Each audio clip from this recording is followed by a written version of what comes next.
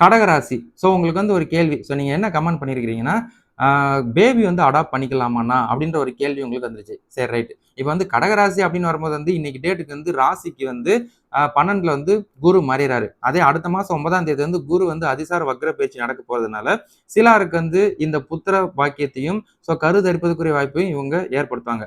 But வந்து ஒரு சிலர் வந்து அதெல்லாம் தாண்டி வந்துட்டீங்க அப்படின்னா, நீங்க வந்து அடாப்ஷன் பண்றதுக்குரிய விஷயங்கள்ல நீங்க களம் காணலாம். உங்களுக்கு நல்ல மனநிலை இருக்குது.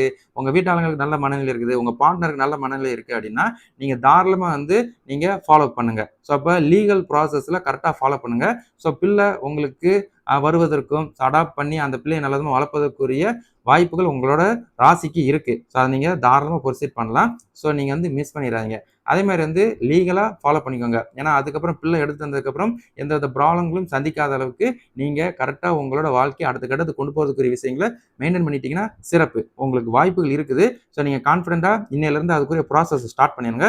உங்களுக்கு அடுத்த ஒரு 74 நாளுக்கு இந்த குரு அதிசார பயிற்சி வந்து இந்த வாய்ப்பை ஏற்படுத்துவாரு. ஒருவேளை இந்த அடுத்த 74 நாள்ல வந்து உங்களுக்கு இந்த அமைப்பு வரல அப்படின்னா, அதே அடுத்த வருஷம் 5வது மாசம் உங்களுக்கு குரு 1 வருஷம் வந்து ராசியில இருந்து இருப்பாரு. அப்ப அடுத்த ஒரு 1 1/2 வருஷத்துக்கு வந்து உங்களுக்கு வாய்ப்புகள் இருக்குது.